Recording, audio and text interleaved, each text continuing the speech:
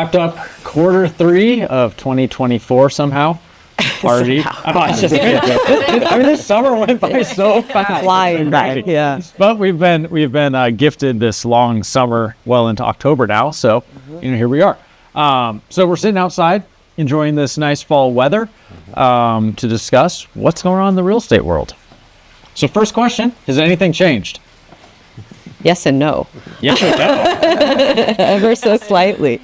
Yeah, well, it's changed, but it's getting back more towards what we used to see, what we've always, what we think of as normal, but, what the heck, what's normal? Yeah. But the, inventory is up. Prices are coming down, leveling off.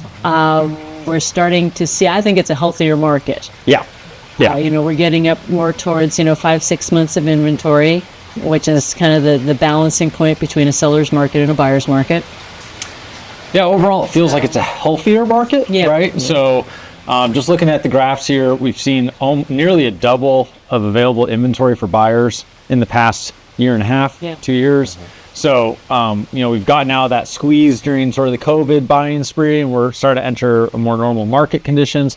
Gabs, I know you, in the transaction side, have seen a lot of terminations, but also negotiations, right? Yeah, and I wouldn't say it's a lot of terminations as much as it is more of a normal amount. I think the word that I would use for this kind of market is stable. We're starting to develop some stability now. But, before we were seeing a ton of terminations. It was like you were lucky to get that to the closing table. Now it's usually if there's a difference of opinion when it comes to inspections, things like that, but it's at a more normal rate. What we are seeing again are backup offers. We're starting to see a lot more buyer activity. Pendings seem to be going up. So not at a drastic rate, it's a gradual increase, but we are seeing some more activity on our end. And I just want to do a quick introduction. So we have Joaquin Panetta here. So Joaquin's part of our staff. He helps out both in the technology and marketing world. I figure your perspective on what you're seeing would be helpful, especially for sellers, right? Because we're seeing some homes sell immediately and some homes, like they're very comparable, otherwise sit for 120 days. What's the differentiator in your opinion? Yeah, I think what we're seeing is that buyers are pausing for homes that are turnkey and they're not ready to go as far as if there's repairs that need to be done or, not so great photography. Presentation seems to be a huge player in this market. So we're seeing buyers actually move on properties and properties come off the market a lot quicker that are, presented well and ready to move in immediately. Yeah, so that part hasn't really changed in our market then. It's like move-in ready homes are flipping quick. Right. It's the ones that need some work that are still causing some pause. Well, pricing also has an effect on it too. And I think that's another thing that sellers need to be aware of is you got to price it right. If we're not in the COVID days, we're not able to just price astronomically and expect multiple offers, although we are seeing more multiple offers and leading to the backups.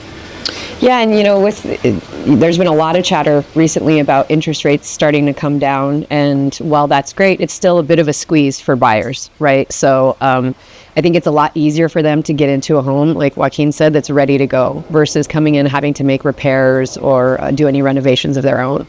Yeah. Okay, so we're seeing backup offers, we're seeing negotiations, we're seeing terminations. I mean, all this activity is happening. I think the interesting part is you mentioned pricing. So right now, our average sales price is still slightly above $800,000. And that's obviously a pretty big increase over where our historical norms were prior to COVID. But we haven't really seen a great appreciation since that plateau, right? It's been kind of steady this summer. Yes, it has been. And I think as more inventory is coming on the market, that of course affects pricing. So it's, as Gab said, we're getting, it's more stability is what we're seeing. I think homes will continue to appreciate in Santa Fe, but I think we're going to get back towards pre-COVID levels of appreciation. A couple of percentage points a year versus massive jumps. 2 to 5 maybe. Right. But I think that's where we're headed. Yeah, and for sellers, you touched on it, presentation, thinking about pricing. We're seeing negotiations where we're starting, the gap now of the asking price to what actually closed has increased. And so we're seeing sometimes hundreds of thousands of dollars coming off that asking prices, negotiations heat up, deficiencies with the home are found. Are there recommendations for sellers to avoid that? The pre-listing inspection, I think we're starting to see more of those, and I think it's becoming more important to do that now that there's more inventory. If you can show a buyer that, hey, I had the home inspected, I took care of these big issues, it sometimes precludes the need for a buyer to get an inspection. And it gives them a higher level of confidence in the home. Eliminate surprises. Yes. And it's good for sellers because of exactly that. They won't be blindsided by an inspection if they do that. And how about sellers from a marketing perspective? What sort of advice can you give them right now? Yeah, I think just piggybacking off Laura, the biggest thing is presentation, and buyers, the first impression is huge. So now that we have a rise in inventory, when buyers have so much more options, they're looking at other homes right away. And if the presentation isn't there, then they're not going to spend much time to schedule that showing or contact their broker to go in. So take some time, get it professionally clean, declutter. Yes. All those things, right? Exactly. Yeah. If that wall needs painting, just do it. Right? That $30 can of paint goes a long ways, I can promise. Yeah. And on the buy side, so now obviously the Federal Reserve announced a rate cut. In some ways, was already sort of priced into some of the summer numbers, and so it wasn't like a dramatic shift, and it might continue. Of course, the CPI numbers this week weren't great, so inflation quite hasn't been buried, but at least is somewhat contained. From a buyer's perspective, what should they be looking out for right now? I'd say do your due diligence. Yeah. You've got options. Make sure you get a good look at what that home's history is. I'm always it's not been uncommon for people to waive inspections because it makes their offer a little bit stronger, but I'm still such an advocate for getting a home inspection. It's so important to know what you're getting into.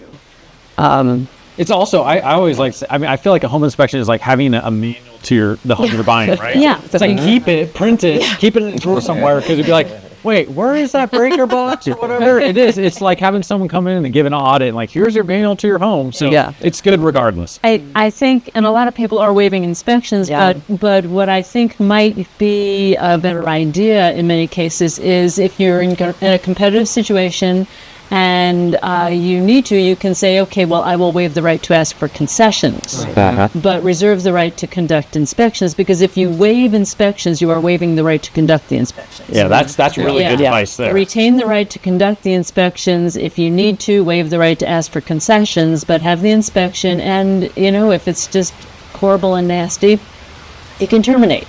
Hate to say that, but you can't. Right. But that way it gives you that manual. And the other thing I think buyers need to do is shop the loans.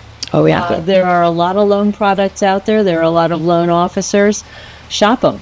Think about adjustable rates versus fixed rates. Or if you can, a 15-year, because the numbers are way better right now. Yep. Yeah. And know that if the rate doesn't work for you right now, the house that you want, if it's here now, consider buying it. Yeah. And refinancing, maybe when your qualifications are better, or if the rates continue to go down, just know that this is not a static thing. Yeah. So and to dovetail on that, even though there's more inventory, the good stuff's going quick. Yeah. So, have that pre-approval letter ready to go. Be ready to make a decision. Make sure that you talk to your broker, and be ready to move fast, because if there's a quality product on the market, it's going to get multiple offers and it's going to go fast. So even though there's inventory, you got to be ready to move. Yeah, and you said a key word, pre-approval letter, rather than a pre-qualification. A pre-qual is better than nothing. Sure. But a pre-approval is a more solid statement about your financial abilities.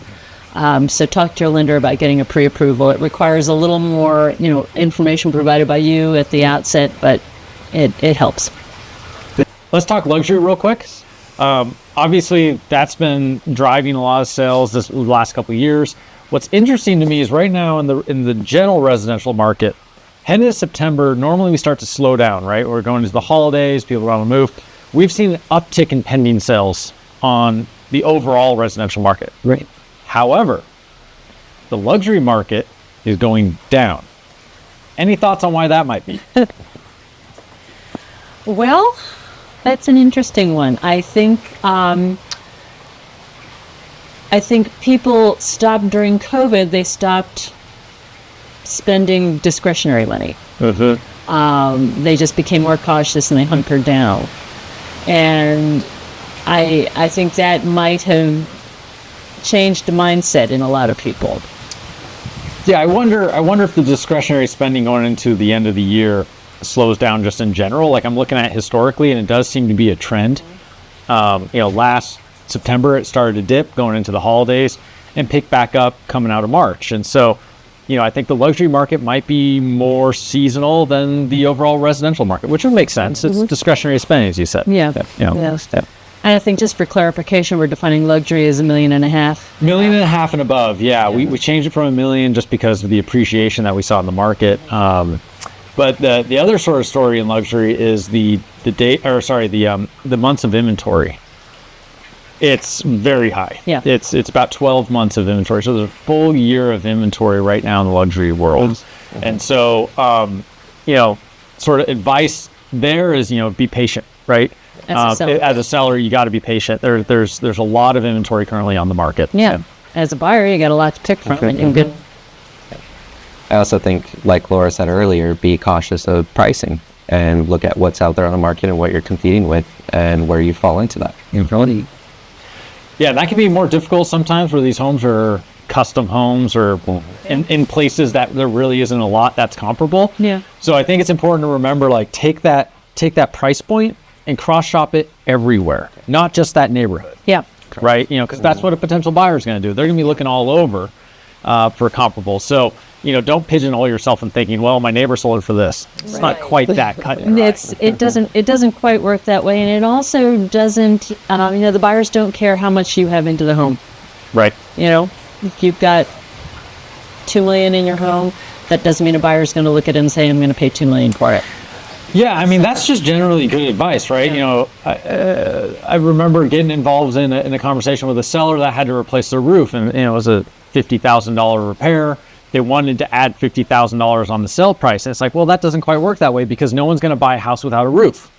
It's a precondition of a home, right? And so it's like, it doesn't quite check out that way. And so people need to keep in mind that, like, improvements and things that you want to do might not, like, some are necessary and that doesn't really factor in.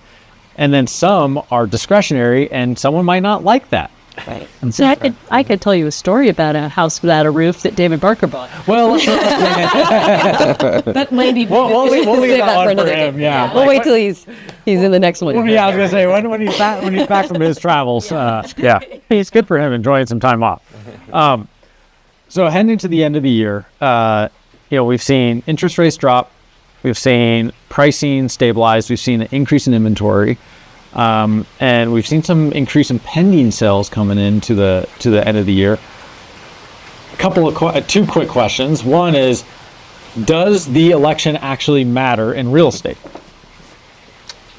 Interesting question. This election. I have the answer. I know you do. No, it's fine. I'm just curious. This election year has been so divisive. Yeah. That I think it's probably having as yet undisclosed effects on the market. Yeah. So I think that's very possible. But I went back and looked at numbers going all the way back to 1988. And in the past 35 years, 36 years, election years, actually, it's not even a factor. And so on those years, it was a 0.01% change, which is a rounding error and, the mathematics of it. So it's interesting, at least from a data perspective, it doesn't have an effect. But I think mentally and, psychologically, there is something there. Yeah. I think that's what I was thinking of. I think that it's, people are so caught up in it and so at odds with what's going on, and the two candidates are expressing such different opinions about what the economy is going to look like and how they're going to even housing policy. Yeah. So I think it could be having an impact. And it will be more telling after the election to see which way people go. But given everything else that we discussed going into the last quarter, what's everyone's here feeling? Like, what's the expectations? What do you think is going to happen the next 3 months? Gabs? I'm feeling pretty optimistic about things. I think I would hope that people would not expect the rates to drop too significantly. I think it might be time for some buyers to get up off the bench and get into the game because there could be some good options out there for them, and they might miss out on something. So it's better to get in front of it. I think now's the time for them to start playing again. I agree. I think that I think the winter months, the late fall and winter months, are always a good time for buyers to be looking. Yep. Because sellers are starting to feel a little anxious if their property's been on the market for a while. And I think with the price decreases we're seeing, it's a good time for buyers. So I feel optimistic about this. I think sellers, if sellers get real and take all the presentation hints that Joaquin has suggested, then I think we're heading, as Gabs has said, I'll repeat it again, I think we're heading towards a much more stable market. So I am also optimistic. Yeah, I agree with both of them. I think we're heading towards a much more stable market, and we're going to see a little bit of rise in inventory, continue to kind of see that trek going up, but as well as sales too, because of the indications, of interest rates and things like that. More buyers do need to get into the market because this is a way better time than it was 6 months ago to a year ago. Yeah, and I'm going to disagree slightly just because I like to be counter. Right? Of course. Play devil's advocate. Well, I think it's going to be interesting. Again, during the holidays is a tough time for people to move. And It's the best Christmas present. Well, yeah. A really big bow. Yeah. No, but it's a challenging time. Kids are in school, and then you have family gatherings, and there's just a lot going on. And so it's almost like a weird perfect storm to kind of flip this market a little bit on its head right now, where I think we might see a few months where it's a buyer's market. It's starting to rear its head. We're at 6 months of inventory, right? They have more buying power currently, and we're starting to see days on market on some of these homes creep up. So I don't know. I think from a buyer's perspective, I'd be optimistic. From a seller's perspective, I might have to get more realistic. Yep. I guess we'll see next time. Well, thank you, everyone, for joining me on my patio here, enjoying a cup of Joe this morning. Thanks for the coffee. Yeah. Next time we'll probably be around the fire with some eggnog. I love it. There we go. Thanks, guys. See you then. Thanks.